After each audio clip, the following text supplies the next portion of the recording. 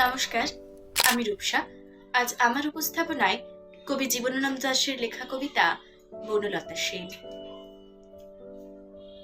হাজার বছর ধরে আমি পথে হাঁটিতেছি পৃথিবীর পথে, সিংহল সমুদ্র থেকে নিষেধের অন্ধকারে মালয় সাগরে। অনেক ঘুরেছি আমি বিম্বিসার অশোকের ধূসর জগতে, সেখানে ছিলাম আমি।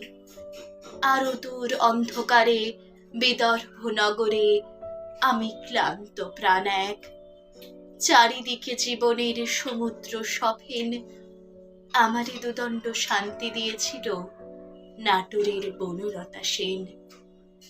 চুল তার কবেকার অন্ধকার বিদিশার নেশা, মুখ তার শ্রাবস্তির কারুকার্য।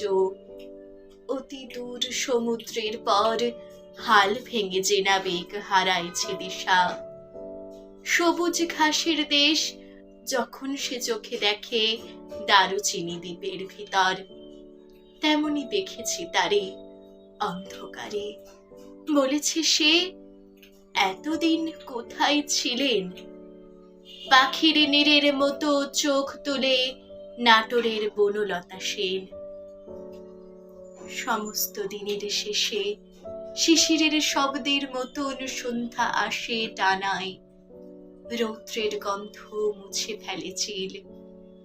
পৃথিবীর সব রং নিভে গেলে পাণ্ডুলিপি করে আয়োজন, তখন গল্পের তরে জোনাকের রঙে ঝিলমিল। সব পাখি ঘরে আসে, সব নদী হুরায় এ জীবনের সব লেনদেন। থাকে শুধু অন্ধকার মুখোমুখি বসিবার বনলতা সেন। নমস্কার।